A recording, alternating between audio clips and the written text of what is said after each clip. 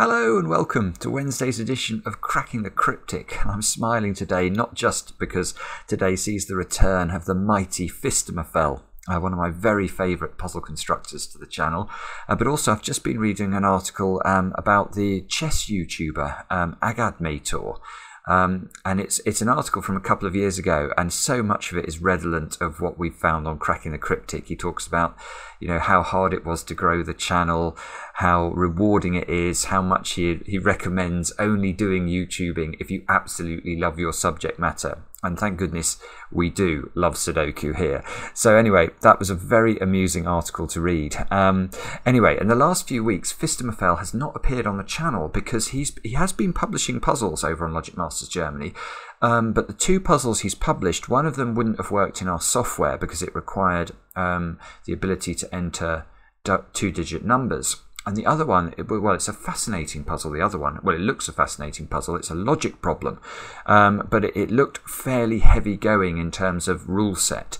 And I was nervous that some people out there might find it a bit off-putting. But if any of you've looked at that and you think it might work for the channel, let me know, because I'd be quite keen to try a recording of it anyway. Anyway, today's puzzle has normal rules, so we're going to welcome our old friend back with a big smile and hopefully a great puzzle for you today. Just to mention before we start, if you are a patron of the channel over on Patreon, then do check out our new video. We've got a new video up which solves this month's monthly reward puzzle. So the January monthly reward, that's now got a solution video over on Patreon. And obviously there's also Reverend's Puzzle Hunt, which I know so many of you have loved.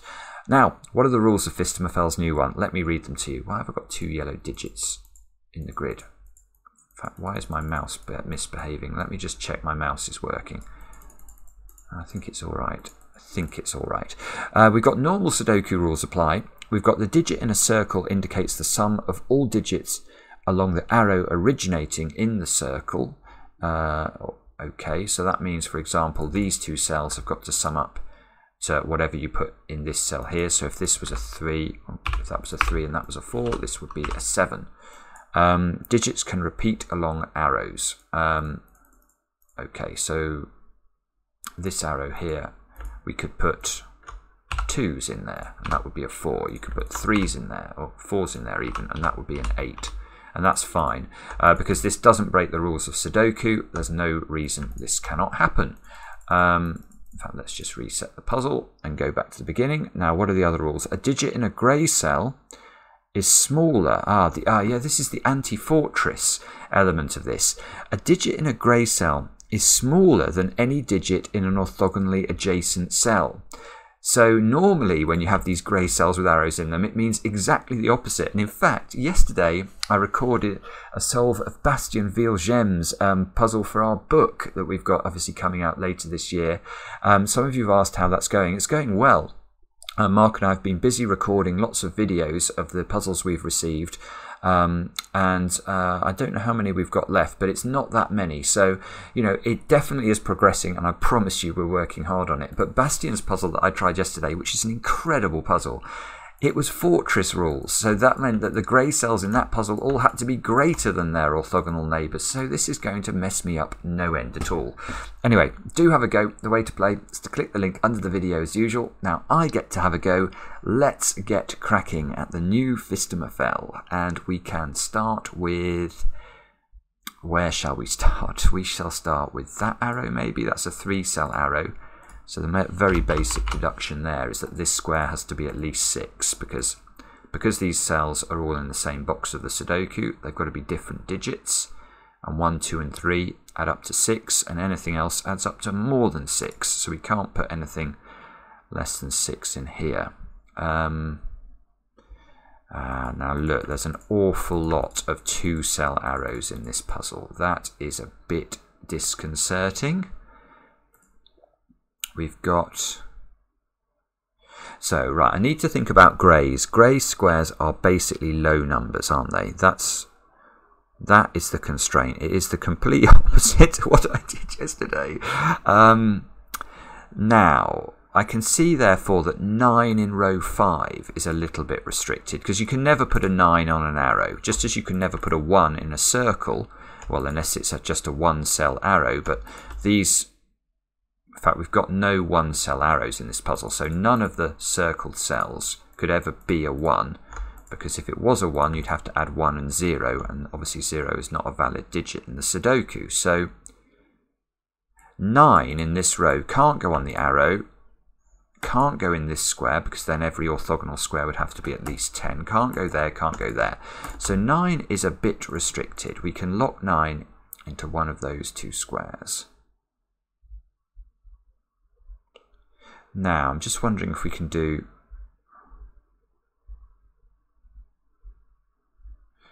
something similar in column 5, look. Yeah, we can a bit. 9 can't go in along an arrow, it can't be in a grey. So 9 is in one of two places in column 5. Now the other thing I've just noticed, I think I saw this pattern the other day, I think it was in Codex puzzle, where you've got little arrows like this arranged in the same column or row of the Sudoku. Now there's a parity consideration here, because whatever is in the circled cells, whether this digit is odd or even, if this was odd, these two cells would sum to an odd number, and then an odd plus an odd gives an even. If it's even, obviously an even plus an even is still even. So that means that those 6 cells together add up to an even total.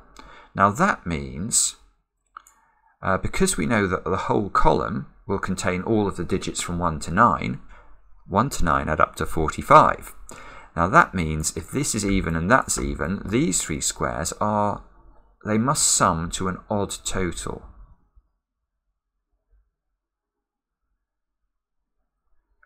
They must sum to an odd total. Now, does that give us anything at all? I don't think it does, actually.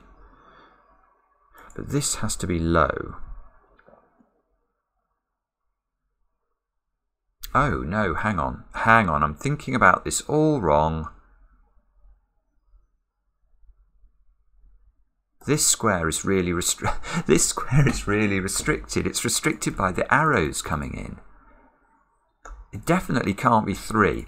Let's just look at 3, because that's the digit I was just thinking about. If this is 3, what's the minimum I can put into those 4 squares? Well, it would be 4, 5, 6 and 7. Now, 4, 5, 6 and 7 add up to 22, I think. So how on earth am I going to make those 2 squares add up to a total of 22 without one of them being a 2-digit number? The answer is I'm not. So this is not 3. It's impossible. 2 might be very restricted as well. 2 would give 3, 4, 5, 6 as the minimum, which is 8. Oh, it's lovely. That is lovely. Okay, look.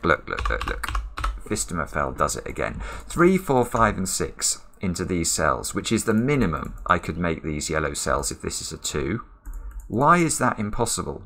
Well, 3, 4 and 5 and 6 add up to 18. So in order to keep these to be single-digit totals, I have to put 9 into both of them. And now Sudoku gives me a problem, because none of those 3 squares can be a 9.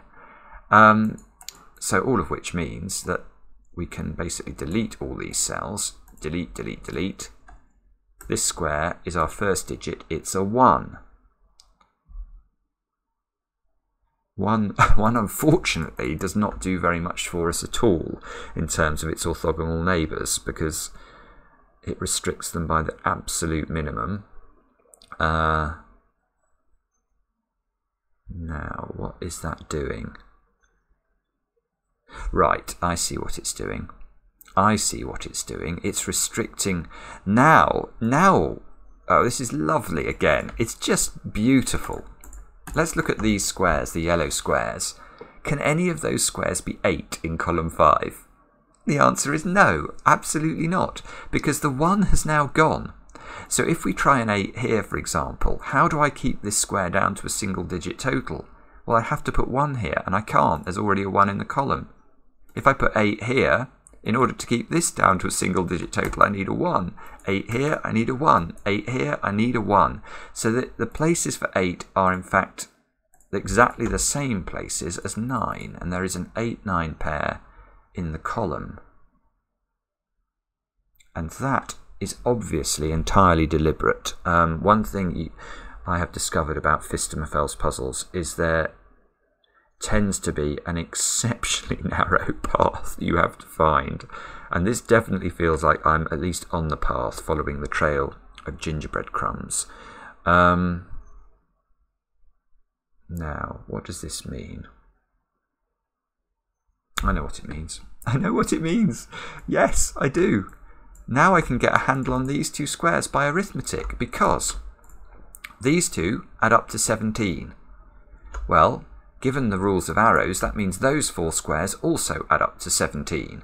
17 and 17 is 34. The whole column adds to 45. So these squares add up to 11. There's a 1 there. So these squares add up to 10. And that means they are not 2, 8 or 1, 9. They're 4, 6 or 3, 7.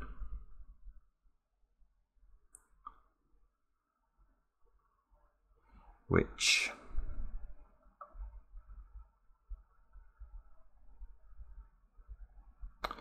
so these add up to 10.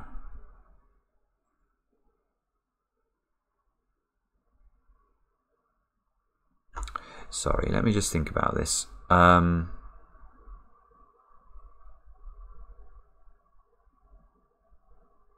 wondering if that means I can get a handle on these two squares, because I've got to keep these arrows down to a sensible total.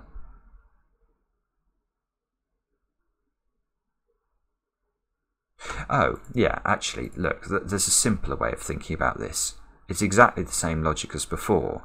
If there is no 2 in these squares, the minimum I can make those squares is 3, 4, 5 and 6, which is 18, which forces both of those to be 9, which they can't be. So there's definitely a 2 in one of these squares. That might affect this arrow.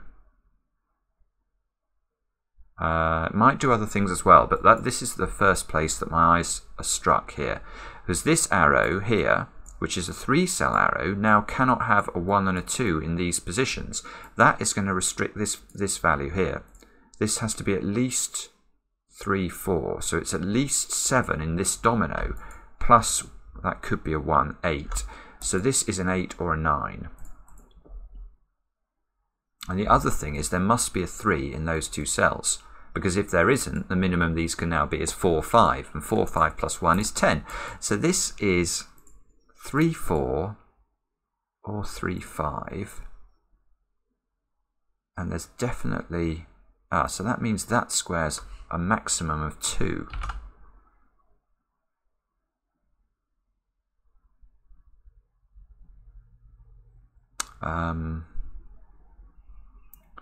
Now, what does this mean? It means, does it mean anything for that one? We always knew this was a low digit. I mean, if this is a 3, it has to be a 1 or a 2, but at the moment I think it has to be 1, 2, 3 or 4. There's probably a reason that it can't be. So if it's 4, these all have to be higher than it. Oh, that's fine. No, sorry, I don't think I'm quite glad, but I don't think that this is important, at least now. So what was the purpose of the 1, 2? The 1, 2 was limiting this, which is giving us this. Why does that matter?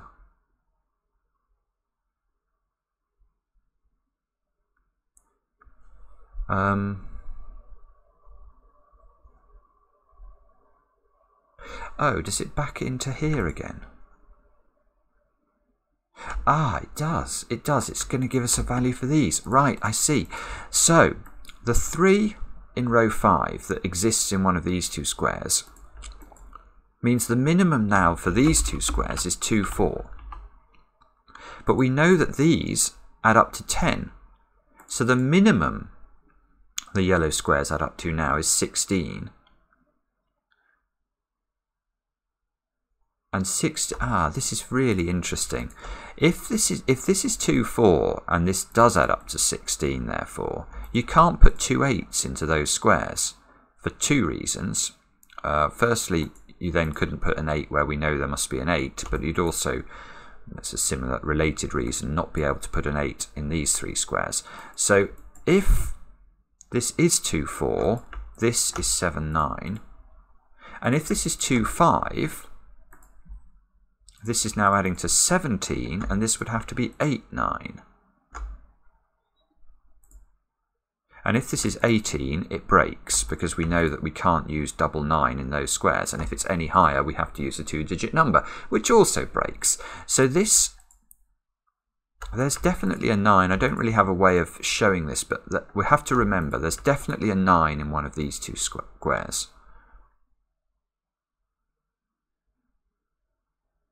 And, lovely, look, I've got a 2. Yes, look, I've got a quadruple in these squares. 2, 3, 4 and 5 have to appear in this row in the yellow squares, which means the rest of the row is 6, 7, 8, 9. Oh, we can do some tidying here. 9s can never go on an arrow. This cell has got to be higher than whatever I put in this square, because it's also got to, because I've got to add whatever goes in this one into it. So this square is 7, 8 or 9.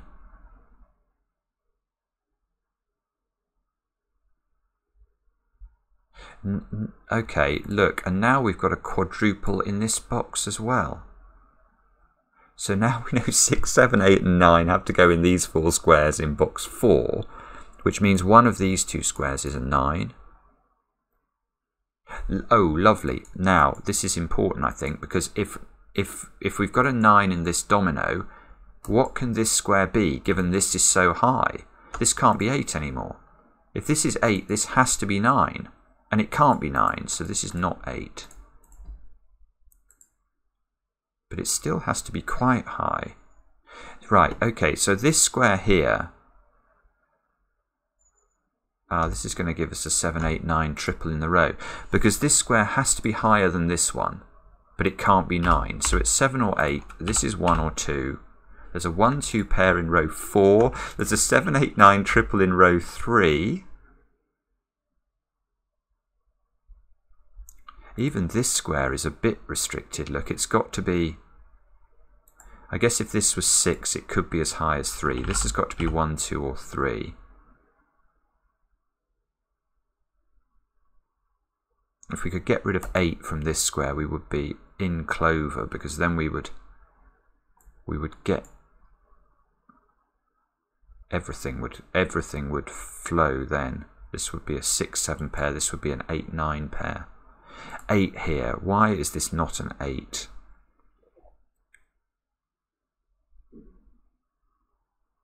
Why is this not an 8? If it is an 8,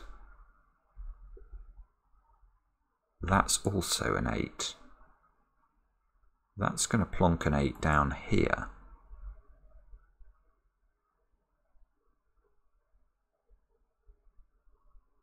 And that's broken. That is beautiful. That is absolutely beautiful. Whoa. Okay, it's also tricky. You have to remember that there's a 9 in one of those 2 squares.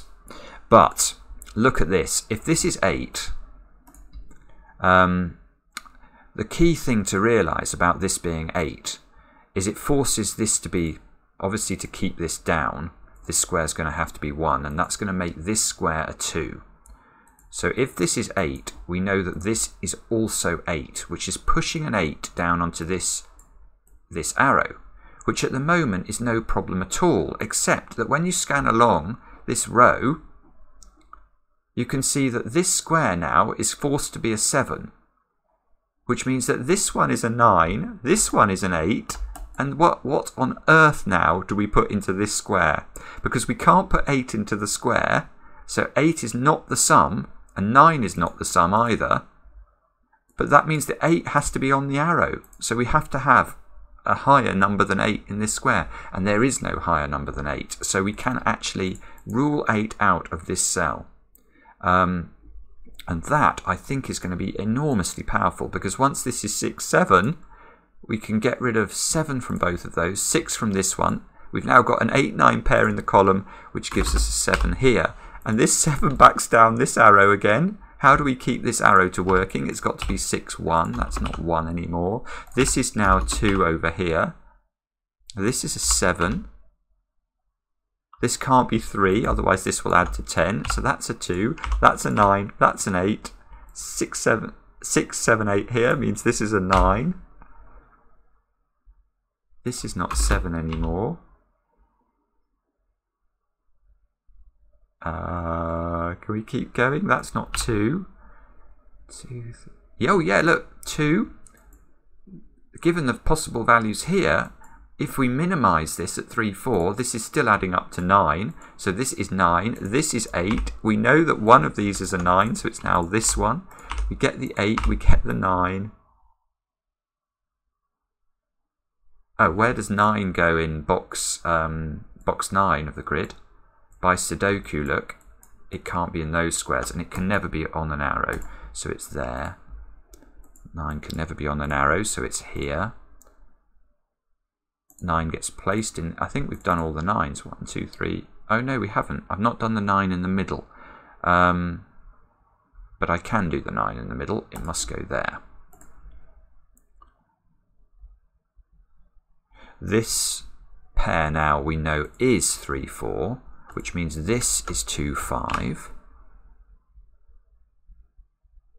This 3, 4 means this is 1. Good grief. Now this being 2, 5, does that mean anything?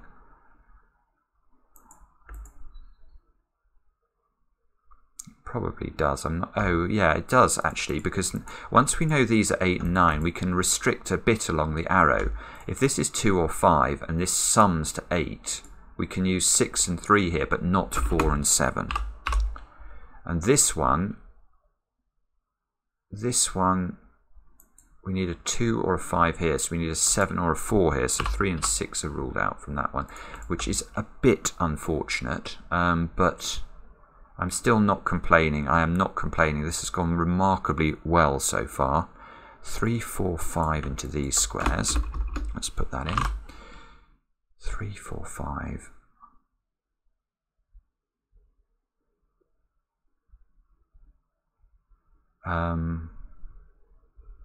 Oh, aha! 7 is on this arrow. It's in these 3 squares. Well, if we put 7 in the domino there, this will have to be 8 or 9, which it can't be. So 7 must be in the circle, which means these are a 3, 4 pair, because 1, 6 and 2, 5 are impossible. 8 in box 7 is just there by Sudoku. 8 in box 1 is here. I am flying today. This is so unusual. This can't be 8, or that would have to be 9, which it can't be. 8, oh. Yeah, I can't put 8 on this arrow, or that will be 9, so this is 8. I can't put 8 on this arrow, or this will be 9, so this is 8, this is 8. This arrow looks difficult now, because, oh yes, it's squeezed from both sides. This is being, this is under immense pressure, because look, this square has to be at least 5, but this square can't be, yeah, in fact this has to be 6. Given this has to be at least 5 and this has to be at most 6, that's the only way that will work. 6, 5 and 1 go into the grid.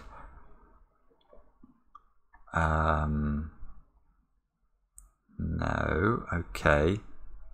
Well, oh, yeah, hang on.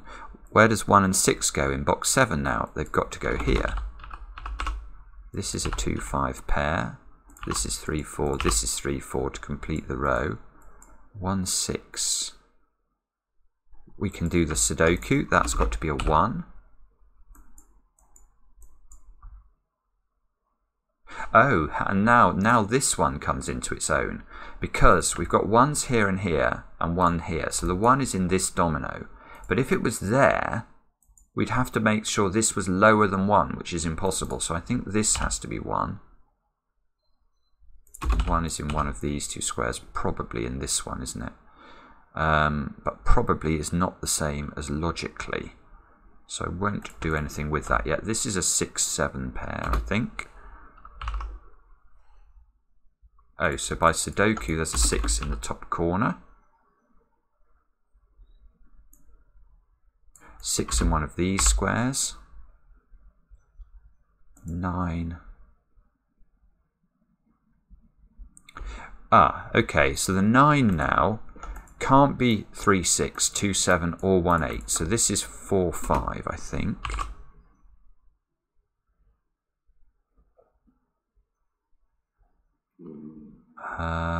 Now, how do we keep this going? What have we learnt that's going to help us here? We have... I've still not resolved this central thing, have I? There's almost certainly a way of doing that I'm just not focusing on. I've got a 3, 4 here, so this square's a 5. Is that going to do it? That means that this is... Yeah, that does do it. So this is now 3, 4, which makes this 7. That's 6. That's 7. This arrow becomes 2, 5. This arrow needs a 3 on it. Column 5 is now, well, we now know how to make 8 because we can't use 1, 7 and 2, 3. So this is 2, 6. So this is presumably 4, 5, and yeah, it's 4, 5 by Sudoku, and it's 4, 5 because the arrow works, which is lovely. 4, 5 pair in row 2. 1, 2, 3, 4, 6, 8. So 8 goes here. This is a 4, 6 pair. I think all of the 8s are done. 1, 2, 3, 4, 5, 6, 7, 8, 9. Yes. I've not looked at this arrow. I've not looked at this arrow. Which one should we do first? This one, I think. Yeah, actually, look at this column. I still need to put 3, 4, and 7 into the column. And that's going to create a 3, 4, 7 triple in the box. Which means these two squares are a 2 and 5. Well, I can't put 2 in the circle. So this is 5. This is 2, which means this needs to be 3. And the whole thing gets sorted out. This is 3 by Sudoku. This is 3 and 4. I don't believe this. I've never done a Phistomefel this quick. Oh, it's not even quick. It's still 27 minutes. It's just flown past, though. This is 4, 5, and 7. This, oh, we had that 4, 5 pair in the row, so that one's 7. So this is 4 or 5. We can probably... Oh, that's clever. Does that mean this has to be 1? Yeah, I think it does, because of this one here, this arrow has a minimum value of 4 if I put double 2 into those squares. But because, even if this is 5, this has to be 2, 3, so there's definitely a 2 in one of those two squares. And therefore this square must be lower than its orthogonal 2, wherever that 2 may be. So this is 1. 1 comes down here. And surely this is about this 2 fixes the 2, 6. That fixes the 6, 1. That gives me the 1 back in this box again. 4, 5, and 7. We can do it. 5 goes here by Sudoku. The 7 goes here. The 4 goes here. That 4 fixes the 4 and the 6. I don't believe it. This is a 2, 3 pair up here. I've got to be careful, actually. That could still be double 2, even though I don't want it to be. These squares have got to be, what's that, 7 and something? 7 and 6, I think. Yeah, I've got to put a 6 in the column. So that's 6, that's 7. 6 by Sudoku goes here. These squares are a 2, 3 pair by Sudoku again. We've got a very deadly looking... Oh, we have got a deadly looking pattern. Ah! This needs to be broken by this. Why is this resolved? Oh, I see. Yeah, it is resolved. If this is 4, let me show you. If this is 4, you get double 2 there. And now I can't put a 2 in row 3 of the grid. There's nowhere for it to go. The 2 in this position rules out that one. The 2 in this position rules out that one. And that means this one is 5. That's 4, that's 4, that's 5. That's 4, that's 5. That 4 fixes the 4 and the 3. That backs up there. Good grief, it is going to unwind, isn't it? That's a 2 now. That's a 3. That fixes the 3 and the 2. And that... Oh, I've just messed up the very end of that. That's a bit disappointing. What did I do at the very end there?